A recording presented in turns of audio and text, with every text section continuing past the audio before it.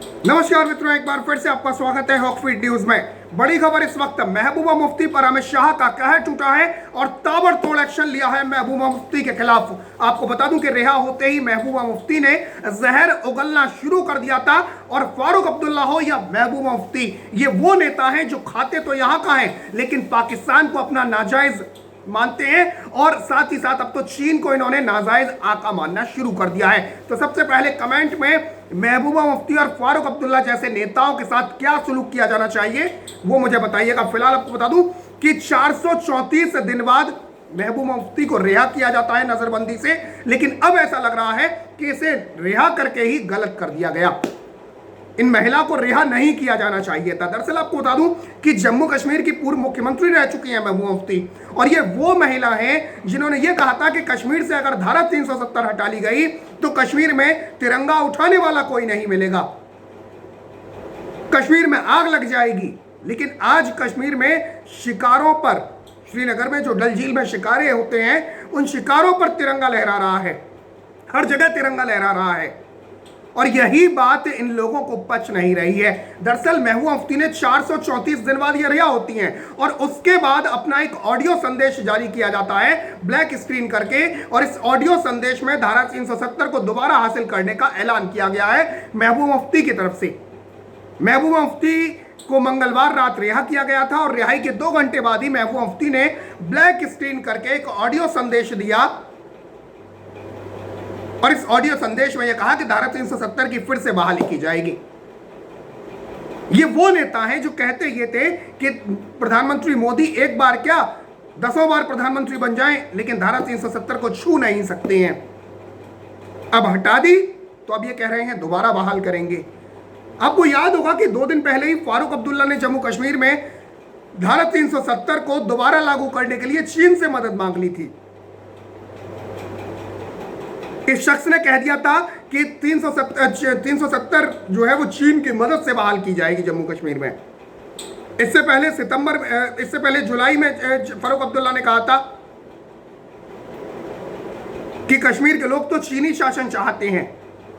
महबूबा मुफ्ती की रिहाई के बाद फारूक और उमर अब्दुल्ला उनके घर मिलने पहुंचे। एक तस्वीर भी वायरल हो रही है सोशल मीडिया पर। लोग बोल रहे हैं कि इस पर कैप्शन दो। किसी ने लिखा कि मिल बैठेंगे जब देश के 3 गद्दार,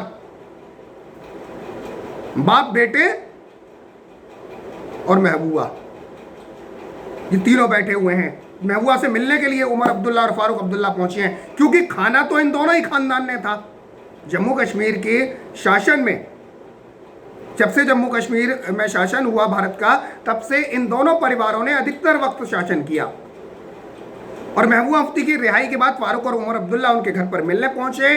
ट्विटर पर तस्वीर पोस्ट की गई और इस तस्वीर में जम्मू कश्मीर के 3 पूर्व मुख्यमंत्री जिस लॉन में बैठे हुए हैं वो महबूबा मुफ्ती का सरकारी आवास है, जो तस्वीर जो वायरल हो रही है। बतौर मुख्यमंत्री महबूबा मुफ्ती इसी आवास में रहती थी, तो सारी सुख सुविधाएं उन्हें मिलती थीं, वो आज भी उन्हें मिल रही हैं। महबूबा मुफ्ती की सुरक्षा में आज भी SSG यानी स्पेशल सिक्योरिटी ग्रुप तैनात है। सुरक्षा और निवास पर होने वाला खर्च आज भी सरकारी खजाने से होता है। फारूक अब्दुल्ला और महबूबा मुफ्ती देश की संसद के अनुच्छेद 370 और 35 से हटाने के जिस फैसले का विरोध कर रहे हैं, लेकिन उसी संसद से मिलने वाली तनख्वाह आज भी फारूक अब्दुल्ला अपने बैंक अकाउंट में लेते हैं। अगर इन्हें इतना पेट में दर्द है कि धारा 370 दोबारा बहाल करानी है तो तनख्वाह ना ले, देश की सांसद से हट जाएं। आज भी लुटियंस दिल्ली में उन्हें जो सरकारी बंगला मिला हुआ है फारूक अब्दुल्ला को, सुरक्षा मिली हुई है, उसका खर्च भारत सरकार उठाती है। पूर्व सांसद होने के नाते महबूबा मुफ्ती के खाते में भी पेंशन जाती है, और यह सारा पैसा देश के टैक्स पेयर्स का है। यह हम और आप जैसे लोगों का है जो टैक्स देते हैं। ऐसे में सवाल ये उठता है कि आखिर कब तक लोकतंत्र के नाम पर, अभिव्यक्ति की आजादी के नाम पर ऐसे लोग देश को तोड़ने की खुलेआम बात करते रहेंगे और देश उन्हें यूं ही सुनता रहेगा, चाहे वो कन्हैया कुमार और उमर खालिद जैसे, और चाहे ये उमर अब्दुल्ला और महबूबा मुफ्ती हो। पहले ये पाकिस्तान को अपना नाजायज मानते थे और अब इन्होंने चीन को अपना नाजायज बना लिया है। तो ये इस वक्त चल रहा है अभिव्यक्ति की आज़ादी के नाम पर इस देश में। फारूक अब्दुल्ला और महबूबा मुफ्ती के बयान सुनकर कुछ प्रश्न आपको बता दूं कि जहन में जरूर उठते होंगे। पहली बात यह कि जो आप सोच रहे हैं कि अब्दुल्ला और मुफ्ती जैसे लोगों के बाहरी दुश्मनों की क्या जरूरत है, ये देश के जयचंद हैं तो सही बैठे हुए देश में,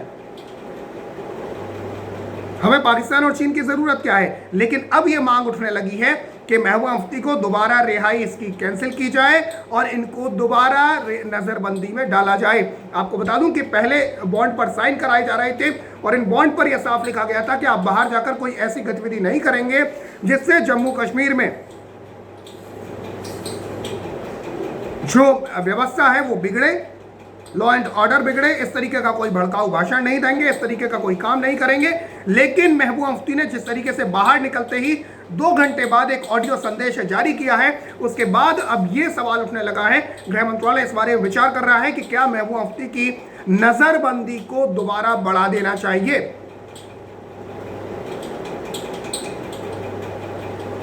आपको बता दूं कि कुछ सवाल आपके मन में कि ऐसे जयचंद अगर हैं तो बाहरी लोगों की जरूरत नहीं है हमें, बाहरी दुश्मनों की। और दूसरा यह कि ये ऐसे देश विरोधी बयान देने की आजादी आखिर देश में कब तक मिलती रहेगी। जब किसी सांसद को आपकी बात पसंद नहीं आती तो वो आपके खिलाफ विशेषाधिकार हनन का नोटिस दे देता है, अदालत के फैसले पर कोई टिप्पणी कर देता है तो उस पर अवमानना का आरोप लग जाता है। लेकिन ऐसे लोग जो भारत के खिलाफ बोलते हैं उन पर कोई कार्रवाई क्यों नहीं होती, यह सबसे बड़ा सवाल है। कन्हैया कुमार ने नारे लगा दिए भारत तेरे टुकड़े होंगे इंशाअल्लाह इंशाअल्लाह, लेकिन उस मामले में आज तक कन्हैया कुमार का कुछ नहीं हुआ। दिल्ली सरकार ने, पहले तो केजरीवाल की सरकार ने कन्हैया कुमार को कोर्ट तक लाने में आनाकानी करी और फिर मामला जब दर्ज हुआ तो भी अब तक कुछ नहीं हुआ। हाँ, हीरो जरूर बन गया सीपीआईएम का कन्हैया कुमार, बेगूसराय से टिकट ले ली, हालांकि हार गया, जमानत जब्त हो गई, इस बार टिकट भी नहीं मिली। लेकिन सवाल यह कि अभी भी खुला घूम रहा है और नारे लगाए थे, सबने देखा था भारत तेरे टुकड़े होंगे इंशाअल्लाह इंशाअल्लाह, उमर खालिद भी था। तीसरा सवाल यह कि ये जब फारूक अब्दुल्ला और महबूबा मुफ्ती ने संविधान की शपथ लेकर जम्मू कश्मीर पर शासन किया था, तब क्या इन्होंने राष्ट्र हित में ये सारे निर्णय लिए होंगे। जम्मू कश्मीर एक संवेदनशील राज्य है जहां आए दिन आतंकवादी हमले होते हैं, एनकाउंटर होते हैं। क्या जम्मू कश्मीर में सेना और केंद्रीय सुरक्षा बलों को राज्य सरकार का पूरा सहयोग मिलता रहा होगा? क्योंकि इन जैसे लोग अगर बैठे होंगे तो आपको लगता है कि उन्होंने मिलिट्री को खुली आजादी दी होगी, पुलिस को कहा होगा कि आतंकवादियों को ठोको, क्योंकि इनका अब्बा तो पाकिस्तान बना रहा है। तो ये ऐसे प्रश्न हैं जिनका जवाब आज आपके मन में उठ रहा होगा। लेकिन सवाल सबसे बड़ा ये कि क्या महबूबा मुफ्ती की नजरबंदी खत्म करके गलत किया गया है?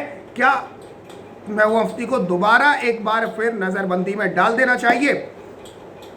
कि मुझे आप बताइएगा। फिलहाल के लिए इतना ही। जय हिंद, जय भारत, नमस्कार।